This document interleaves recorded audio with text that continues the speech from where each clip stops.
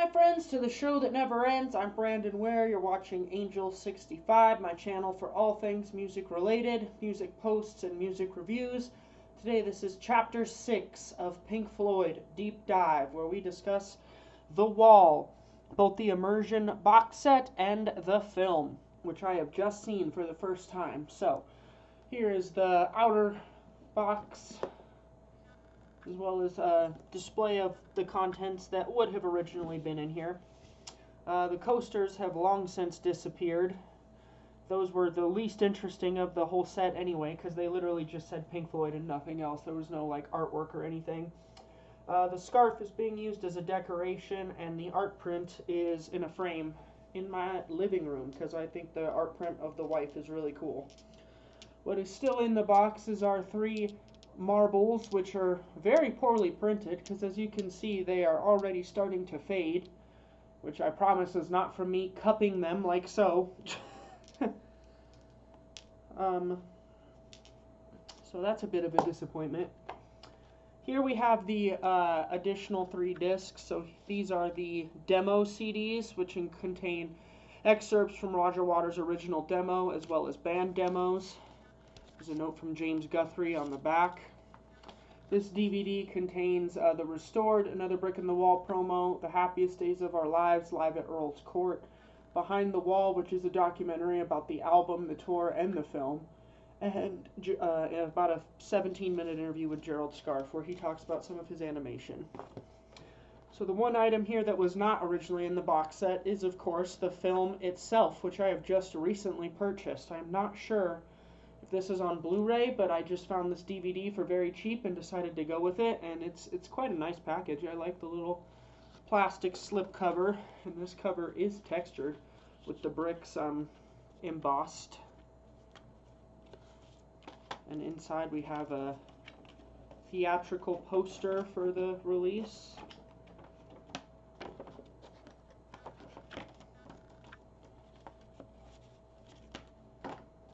Here are our collector's cards, which this time just contain some lyrics from the songs.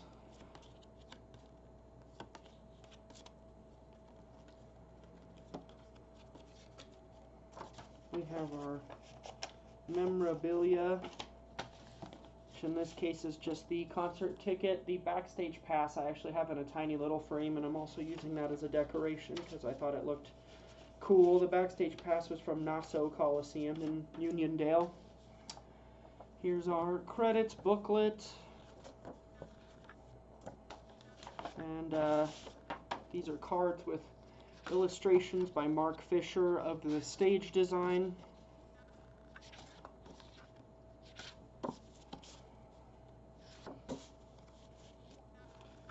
So very cool. And up next we have a gigantic lyric poster with new handwritten lyrics by Gerald Scarfe. So these are updated and correct some of the mistakes that were on the original inner bag of lyrics, which are replicated in the booklet, so you get the idea. It's just a bunch of lyrics. Not the most exciting poster ever made.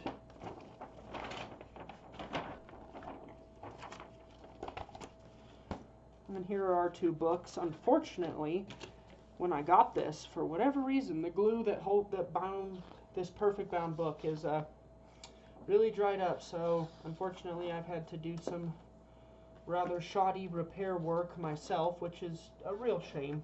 That is my one big issue with perfect bound books, is that they do not stay together very well.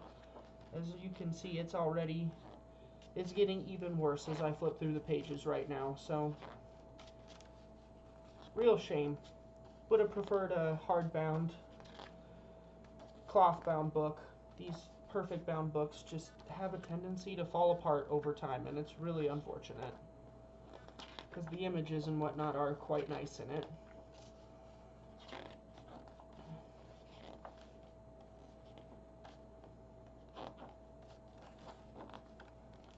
Here's our photo book, which probably offers the most value of any of the photo books inside these box sets, because these pictures have not been reproduced elsewhere. At least I haven't seen them.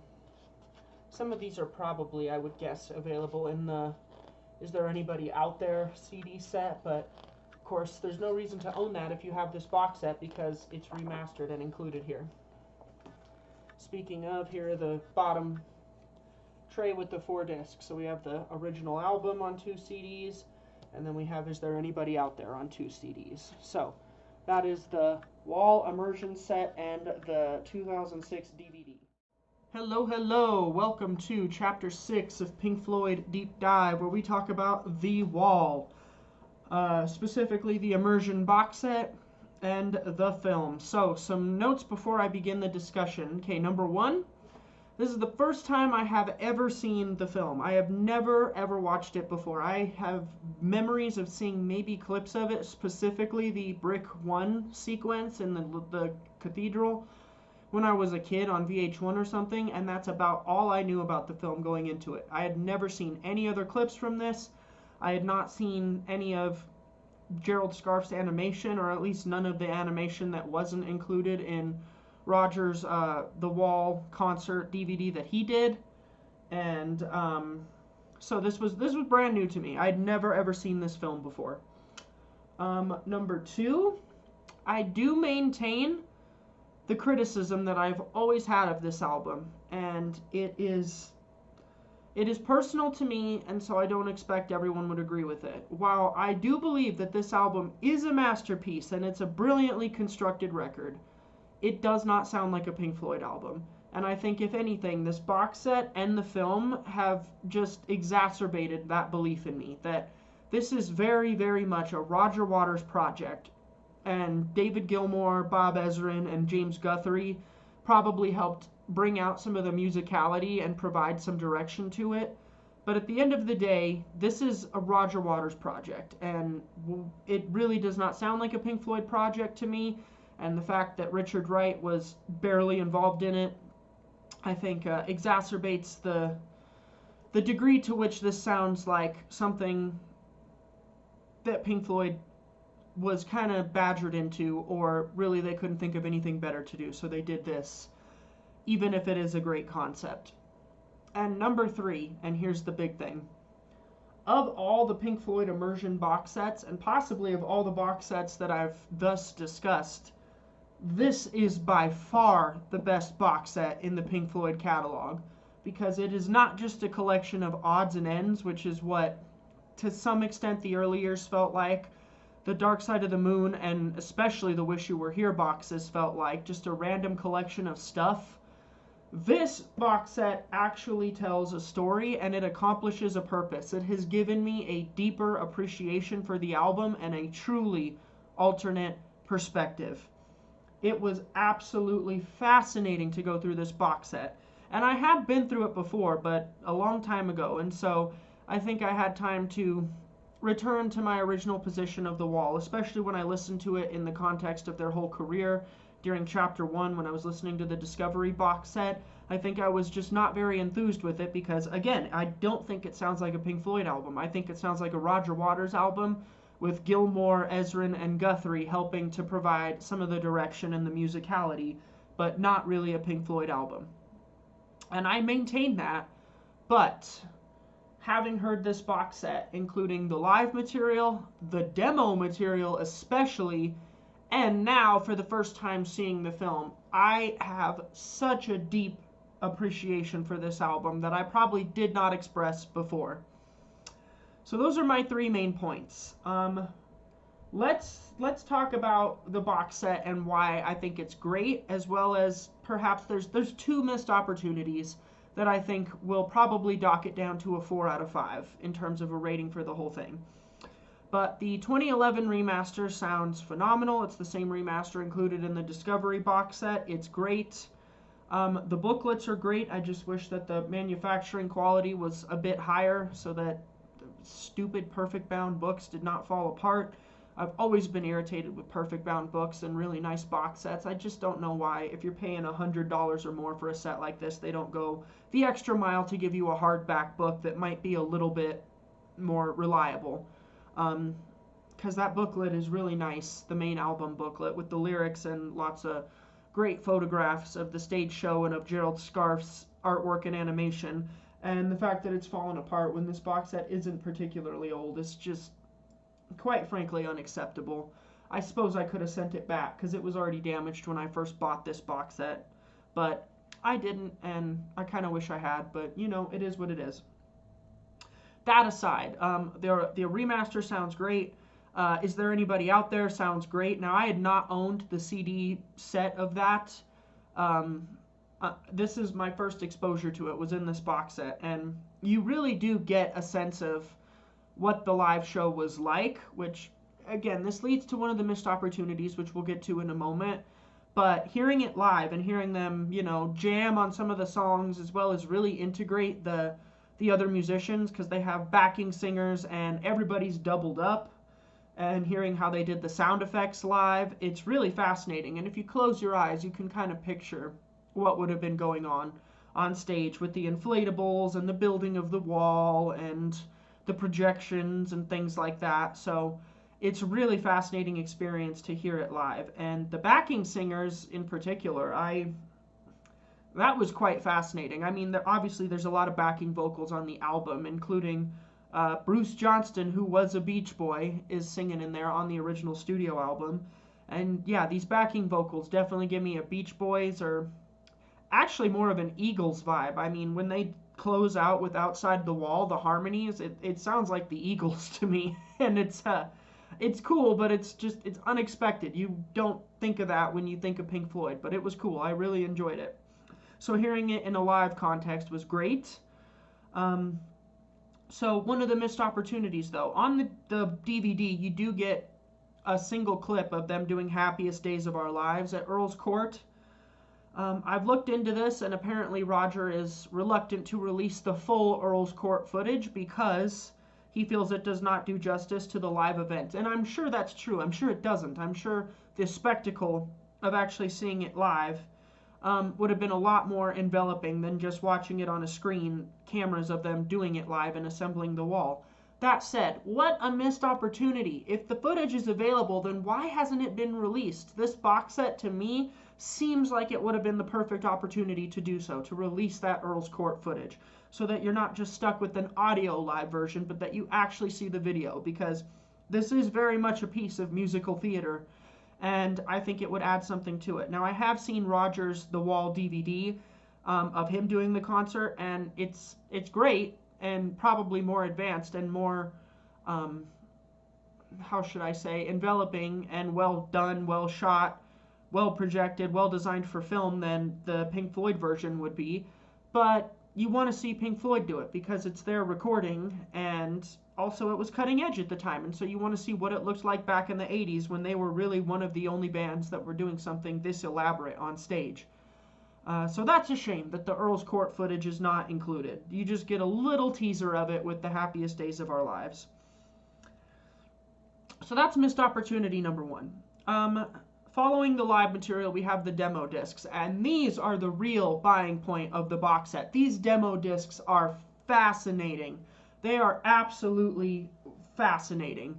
So you get a little message from James Guthrie on the back of the CD wallets where he says, after Roger brought in his original demo, the band started working up their own demos, trying to find a general sequence for the album. And so the demos that are on these discs are pulled from various different running orders where they would actually record fairly complete arrangements and then crossfade them and sequence them as if it were the real album, so that they could see what's the best running order and what are the best songs out of Roger's really long demo to record.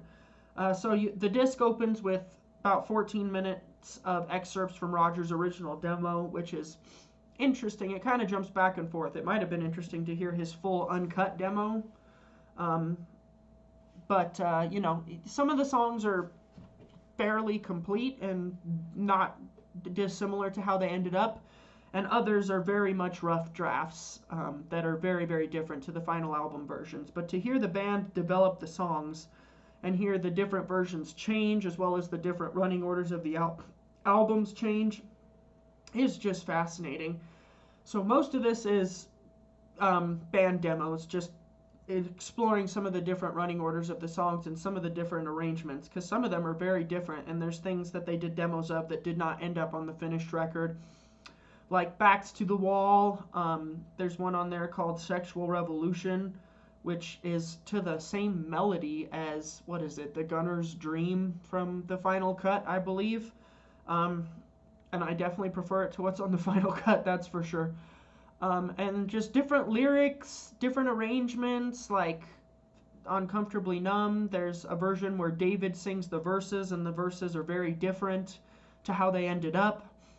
There's a version of Hey You where Roger sings everything himself and David isn't featured at all. And you also get, at the very end of the second disc of demos, David's demos for what became Run Like Hell and Comfortably Numb. The Comfortably Numb demo has been available on the internet for a long time, I think, and there's a video of Rick Beato doing a song breakdown of Comfortably Numb where he plays a little bit of that demo, which is just David strumming his, what is it, a high-strung guitar, and doing basically the chorus melody. And the verse melody ended up very, very different than what he sang on that demo, but the chorus melody is basically all there. So it's fascinating, and there's even in one of the band demos of Comfortably Numb, which was at first called The Doctor, that first guitar solo, not the second extended one, but the first guitar solo between the verse and the chorus, is basically complete, and he played it exactly the same on the finished recording. So it's interesting how David Gilmour was a musician who would sometimes improvise, and other times he would play things fairly similar and fairly close to how they originally were. Because you can tell on the live version of Comfortably Numb, like, he's definitely improvising the second solo. He has some phrases that he pulls from the studio version, but in general he just is improvising around those phrases and not playing it verbatim. But the first solo he does play verbatim, so very interesting to hear all this stuff in context, and it really sheds light on my perspective that this isn't necessarily a Pink Floyd album, because as I said, when you listen to Roger's demos, some of the songs are fairly complete and some of them are not quite there. So then you listen and compare it to the band demos, and you can tell that the band has definitely helped to develop the ideas, but it's still very much his project. So there's kind of two competing perspectives. On the one hand, it's very much his idea, and he very much likes taking credit for it, as he should, because he did write this thing and create the whole story, and it is a masterpiece of a story, and really the band had nothing to do with the actual conceptual development of it. But what the band did do was help create some of these arrangements. And again, I have to imagine, especially based on the documentary material, that Nick Mason probably didn't contribute much, and Richard Wright practically contributed nothing at all and was really just there to be there, not to be a creative partner in this process. Not that Roger wanted a creative partner. But Guthrie, Ezrin, and Gilmour definitely helped bring out some of the musicality and give it not necessarily more direction, but just more musicality, so that you do get the things like the big standout moments on the album, like Hey You and Comfortably Numb and Run Like Hell and Another Brick Part 2 and Part 3. These things that sound really powerful and do sound like band arrangements, even if they are, except for Comfortably Numb and Run Like Hell, Roger's music. So this box set just provided me with such a brand new perspective and was fascinating. The Gerald Scarfe interview on the DVD was really interesting, and the documentary Behind the Wall, where they talk about the album, the film, and the movie, or the movie and the concert production, is very interesting, and definitely made me more excited to watch the movie, which I did as soon as I finished that DVD. I watched the movie for the first time last night. I was hoping that through watching this I might get a better sense of the story and maybe feel some empathy for the main character, because my criticism in chapter 1 of this deep dive is that on the album, the character, even if his past is divulged as being quite traumatic, you don't necessarily feel sorry for him, because he just comes across as kind of unlikable and like a jerk, the way that Roger does this. So apparently Roger had considered playing the lead role himself before Bob Geldof was selected. And Alan Parker, in some of the additional bonus material, documentary material, says that he thinks it was right to select somebody else to do it, not Roger, because Roger is too close to it. And I think he's absolutely right. Having someone other than Roger Waters tell this story definitely sheds more light on it. Even though Bob Geldof only sings in the flesh and stop, and that's it. Everything else is Pink Floyd's recordings, whether they be new recordings for the film or just straight from the original studio album. And he has little to no dialogue other than those two songs. The fact that you see him on screen and you see Parker's interpolation of the story really does add, and it did accomplish that goal. It made me feel empathy for the character. Particularly the Comfortably Numb sequence when he's throwing the dead rat in the canal and stuff, and you just see the visions of him as a sick child, cutting back and forth with him just completely out of it and almost ODing in the hotel room. It's actually very emotional. It was very powerful. I really, really enjoyed it. I had never seen this movie before, and I really enjoyed it. I thought it was a really, really good movie. I thought, particularly with Gerald Scarfe's animations kind of interpolated throughout the movie, it almost feels Python-esque. I mean, certainly not in a comic way like Python is, but it definitely gave me Monty Python vibes. It real live action interspersed with this incredible surreal animation. It was fascinating. I enjoyed it a lot. I can't believe I'd never seen it before. Again, this does really pound my point home that this is not a Pink Floyd project. This is a Roger Waters project with Pink Floyd music. And the film probably makes that even more clear than the album and the stage production do, because Roger was very much in charge of this from a writing and ideas standpoint. In fact, in the Behind the Wall documentary, they discussed how Roger had a tough time letting go of it when Parker came on board. And I think it's a good thing that they had another outside person to really make Roger's ideas maybe less personal and more universal. And this is perhaps the problem on the album, is that the album is very personal to him, even if the character is not entirely based on his own life.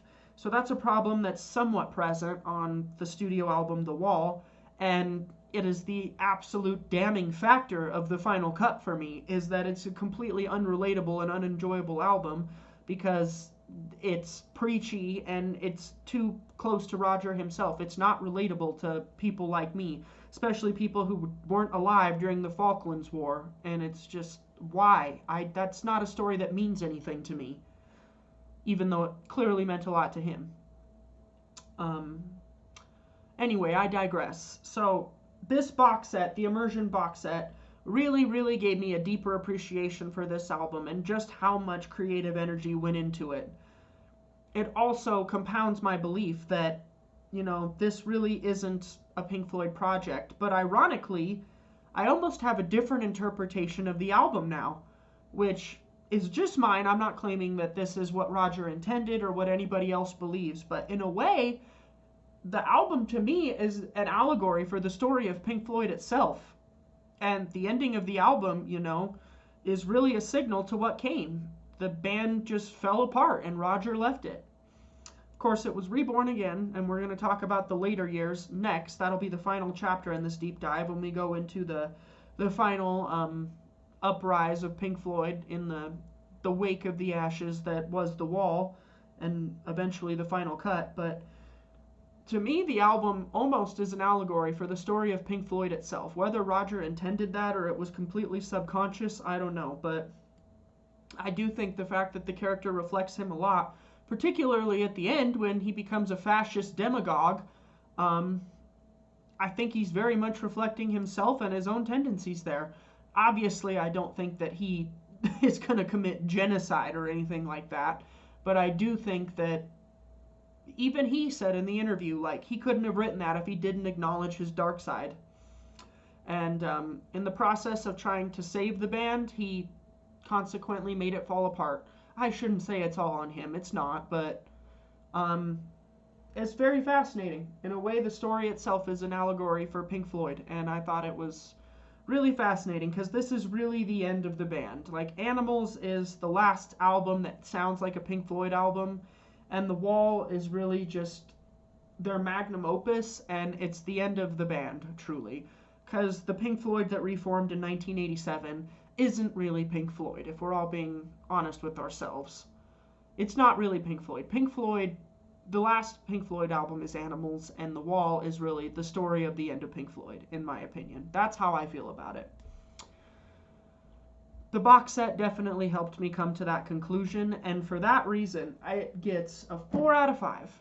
The only missed opportunities that I will criticize it for are it would have been great to have the full Earl's Court footage. I'm really hoping that gets released one day. I would love to see the Pink Floyd do this show.